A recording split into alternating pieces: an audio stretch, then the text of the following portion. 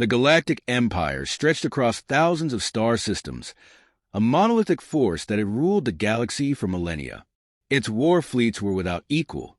Its armies had crushed countless rebellions, and its technology stood centuries ahead of any known civilization.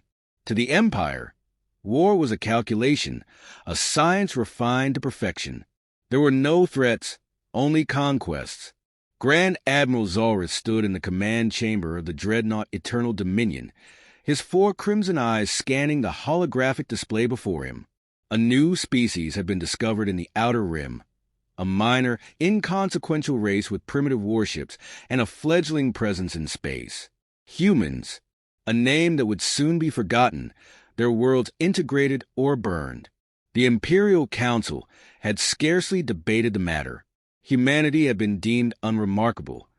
Their history of internal warfare, nothing unusual. Their technological development was quaint. Their presence in space a mere flicker against the vast night of the Empire's dominion.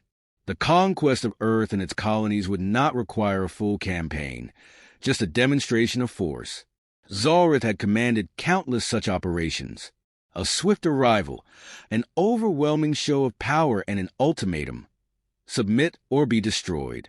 Most species, when confronted with the sheer might of the Imperial war machine, chose the former. The few who resisted met obliteration. It had always been that way. It would be that way again. The fleet that would make first contact was not even the Empire's finest. A mere 20 warships, 1 battleship, a handful of cruisers, and some escort craft, more than enough to cow a race still reliant on chemically propelled projectiles and primitive warp drives. Zalrith's lips curled in distaste at the thought of another predictable, uneventful campaign. When the fleet emerged from hyperspace above one of humanity's outer colonies, they found no orbital defenses, no grand armada awaiting them. Instead, a scattering of industrial stations and a few civilian ships drifted through the void. It was almost disappointing. Commander Kale, his second-in-command, studied the sensor readouts with mild interest. Their technology is crude, Grand Admiral, barely past the threshold of interstellar capability. Their weapons are, he paused, frowning, odd. Zalrith barely spared him a glance. Odd? Explain. Kale zoomed in on the planet's surface, highlighting a military base. They lacked the energy-based weaponry most species transition to at this stage. Instead, their forces still rely heavily on kinetic weaponry, railguns, mass drivers, projectile-based artillery. It's inefficient. Zalrith exhaled through his slitted nostrils. They are primitives clinging to outdated war doctrine. They'll learn soon enough. A transmission request came from the surface. A human, clad in military uniform, appeared on the holo display.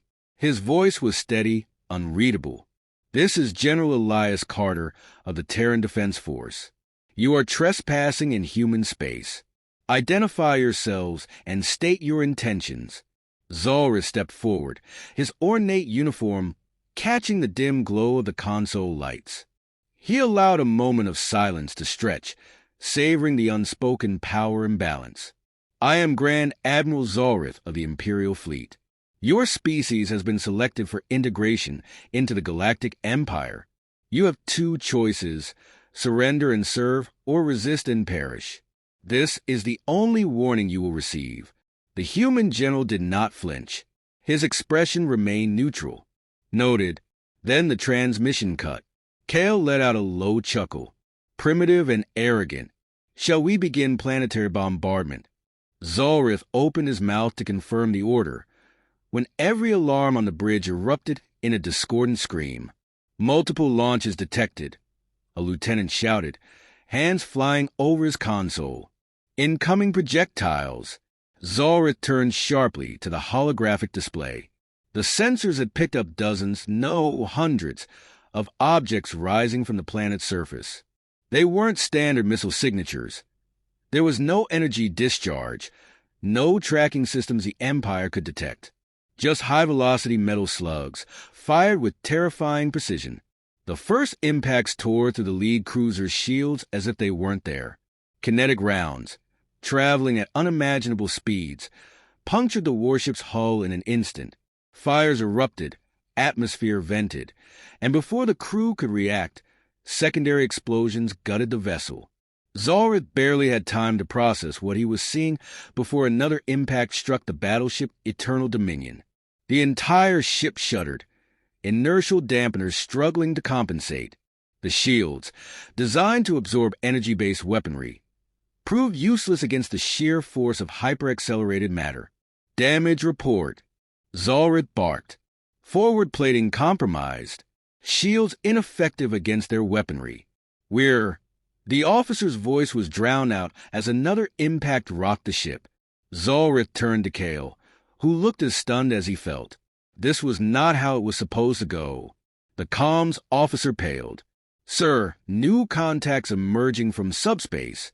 On the holographic display, ships materialized in perfect formation. They were smaller than Imperial vessels, sleeker, their surfaces an unbroken void of black metal. No energy signatures, no discernible heat emissions. Their weapons flared, and another Imperial cruiser detonated before it could return fire.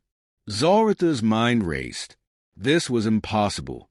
No species at this technological stage should have been capable of this level of strategic execution. No species should have been able to strike with such calculated lethality. Humanity was not retreating. Humanity was not surrendering. Humanity was hunting. "Full retreat," he ordered, for the first time in his career. "All ships, disengage and return to hyperspace." A cold voice cut through the bridge as a new transmission came through. Elias Carter again, his face calm, expression unreadable. "You have two choices, Grand Admiral," the human said. "Leave and warn your leaders, or stay and die. This is the only warning you will receive." Then the transmission cut. Zalrith clenched his fists. The Eternal Dominion shook again, another impact screaming through its hull. He forced down his fury, his pride, his disbelief. He had to escape, had to report to high command. As the surviving ships jumped to hyperspace, he could not shake the thought that the Empire had made a mistake, one that would soon consume them. The Imperial homeworld had not known war in over 10,000 years. From the towering spires of the capital to the distant orbital shipyards, the very idea of an enemy reaching the Empire's core systems had been unthinkable. That belief shattered when the first reports arrived. Humanity was not merely resisting. It was annihilating everything in its path. Grand Marshal Vyrek stood in the Imperial War Chamber, his six-clawed hands gripping the edge of the command table as reports scrolled across the hollow display. The Terran counteroffensive had begun. Imperial fleets sent to subjugate the humans had been reduced to debris.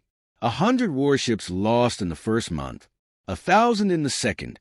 Humanity was advancing with terrifying precision, pushing deep into the Empire's core war territories with a speed no one had anticipated. Seated across from him, the Emperor's expression remained unreadable.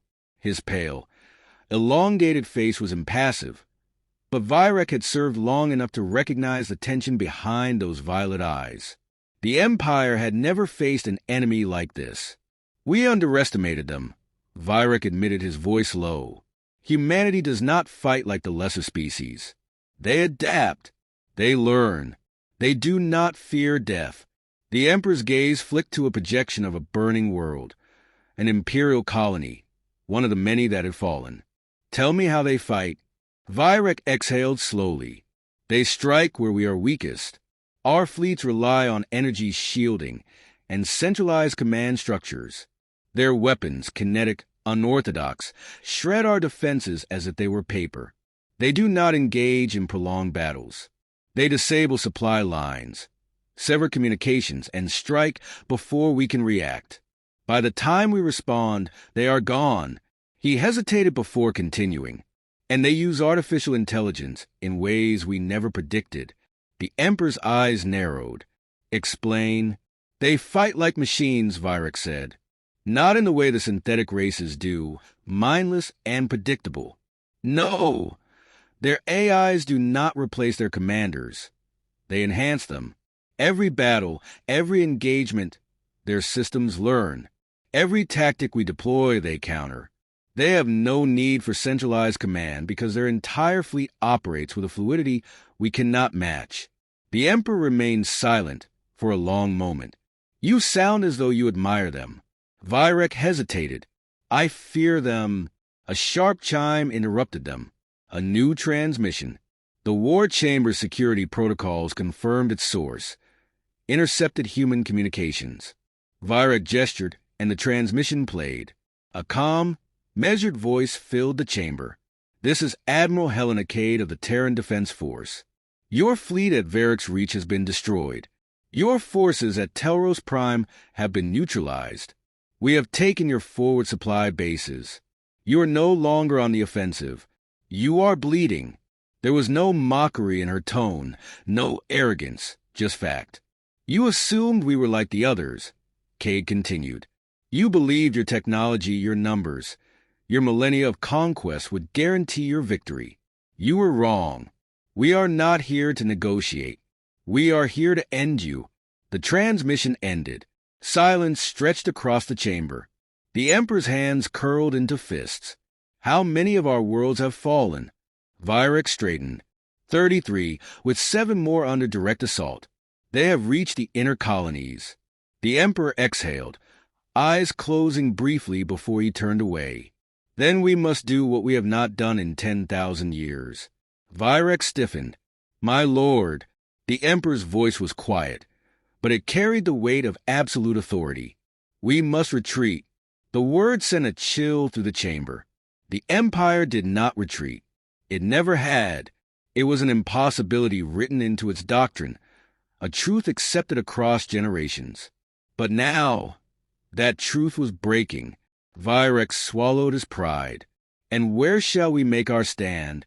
The Emperor turned back toward the hollow display, where humanity's advance was marked in crimson streaks across imperial space. Home, he said. Vyrek followed his gaze, his throat tightening as he realized what the Emperor meant. The humans were coming, not just for the colonies, not just for the strongholds along the Empire's borders. They were coming for the throne world itself. The void above Carthos Prime burned with the wreckage of dying warships. Imperial vessels, once symbols of unmatched power, now drifted as shattered husks, their hulks illuminated by the silent flicker of secondary explosions. The humans had come faster than expected. They had struck deeper than anyone had believed possible. And now, they were here. Grand Marshal Vyrek stood at the center of the Imperial War Chamber, his clawed hands curled into fists behind his back. Around him, the remaining high command stared at the hollow display, where real-time data fed in from the last defensive fleets. The enemy formation was relentless, wave after wave of human ships, black and angular, moving like a vast, coordinated organism. Their fleet composition is unlike anything we've seen, Admiral Hekron growled, his voice taut. They should be overextended. They should be vulnerable. But every time we strike at what should be their weak points, they are already countering us before our weapons fire. Vyrek's gaze did not waver from the display. He had studied human warfare for months now, and yet there was something unsettling about watching it unfold in real time. Imperial doctrine was built upon control, on crushing opposition with overwhelming numbers, on the psychological weight of their endless armadas. But the humans did not fear. They did not falter. They did not hesitate. The Emperor entered, his robes flowing behind him as silence fell over the chamber. His violet eyes swept the room before settling on Vyrek. Tell me we have something left. Vyrek took a measured breath. We have activated the Nemesis protocol. A ripple of unease passed through the assembled officers. The Emperor's expression remained unreadable. You were authorized? Vyrek inclined his head. You gave me that authority when you named me Grand Marshal. For the first time, something flickered behind the Emperor's gaze. Not anger, not approval, something colder. Then let us see if the old ways still hold power. Across the Imperial battle network, a single order rippled outward. Deep within the heart of Carthos Prime's orbital shipyards, enormous constructs began to wake. Ancient warships, mothballed for generations, powered to life, their hulls groaning as reactors decades dormant surged with energy.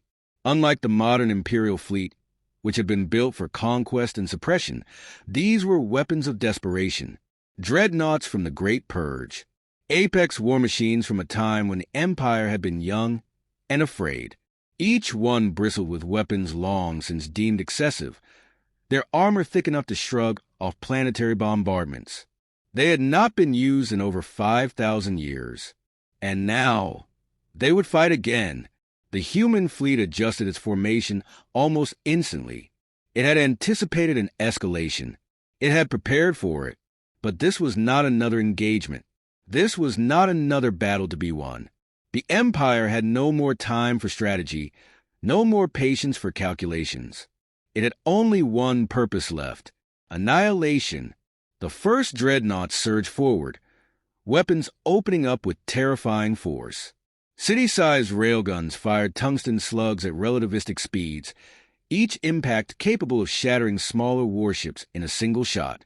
Exotic energy disruptors, long since abandoned in modern warfare, tore through the human formations, ripping apart hulls and forcing their formations to splinter. Vyrek watched, his claws tightening. For the first time since the war had begun, the humans were losing ships faster than they could adjust. They were nimble, precise, and devastatingly efficient. But the sheer firepower of the Nemesis fleet overwhelmed even them. Admiral Hekron's mandibles clicked in satisfaction. Their center is breaking. Vyrek said nothing. He watched the human ships maneuver, their formations shifting in a way that felt wrong. They weren't retreating. They weren't crumbling under the assault. They were moving. Then the realization struck him. "They're not breaking," he said. "They're drawing us in." It was too late. From the darkness beyond the battlefield, new contacts emerged. Not reinforcements. Not warships. Drones. Thousands of them. No heat signatures. No communication signals. They had been waiting, hiding in the wreckage of past battles, their systems cold and silent until the perfect moment. And now, as the Imperial fleet committed everything to the counterattack, they came alive. The first dreadnought was torn apart in seconds. The drones did not fire traditional weapons. They burrowed. They moved in swarms, attaching themselves to Imperial hulls, drilling through armor plating with terrifying precision. Boarding protocols had no time to activate before key systems were compromised.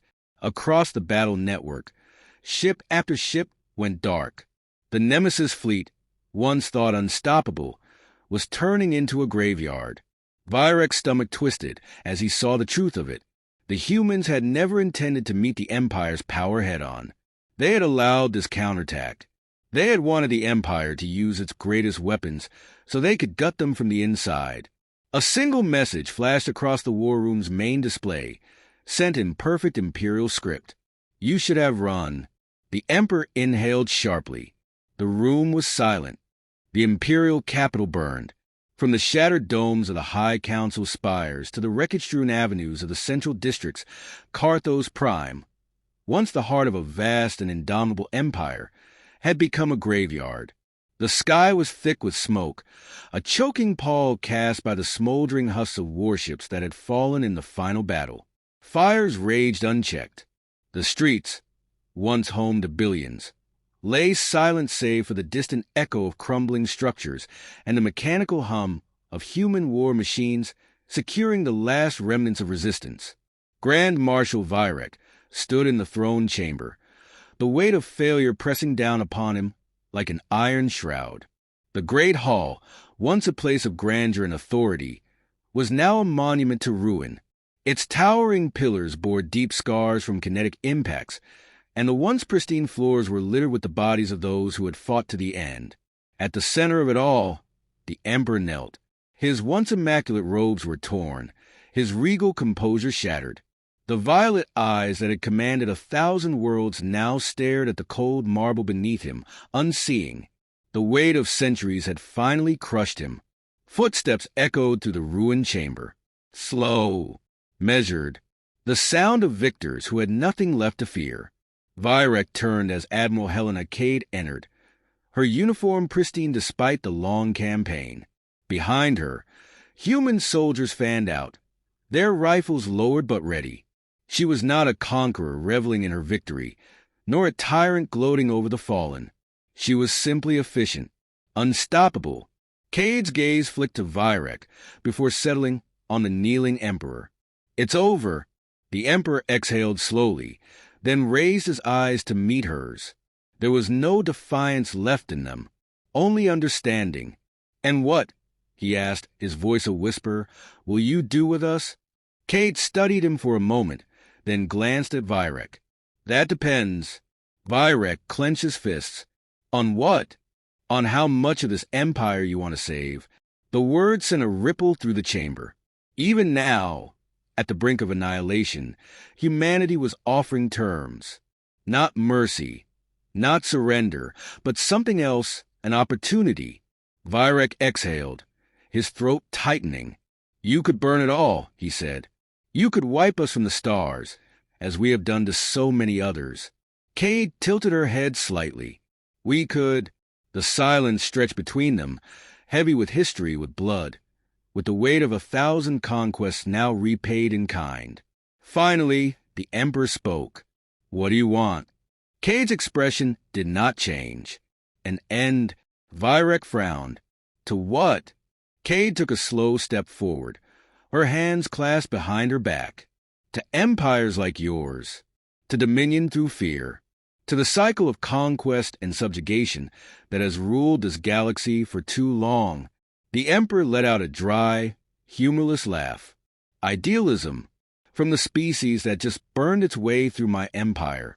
"We burned what refused to yield," Cade corrected. "But we are not here to replace you. We are here to end what you stood for." Vyrek studied her, searching for deception, for the hunger of a new ruler waiting to claim the throne. But he saw none. She was not here to rule. She was here to erase the very concept of rulership. "And if we refuse?" he asked. Cade's gaze was steady. "Then the empire dies with you." The Emperor closed his eyes. When he spoke again, his voice was hollow. "And if we accept?" Cade stepped past Vyrek, standing before the fallen ruler of a broken empire. "Then we rebuild. Not as rulers, not as conquerors, but as equals."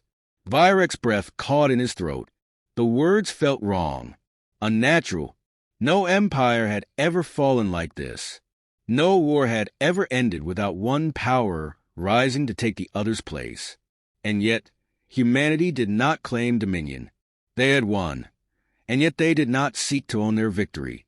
The Emperor looked up at her. "And if I tell my people to stand down? If I surrender?" Cade inclined her head. "Then you will be the last emperor, and the first free man of this world." A long silence stretched between them. Then, slowly, the Emperor let out a breath and lowered his head. And with that, the empire was no more.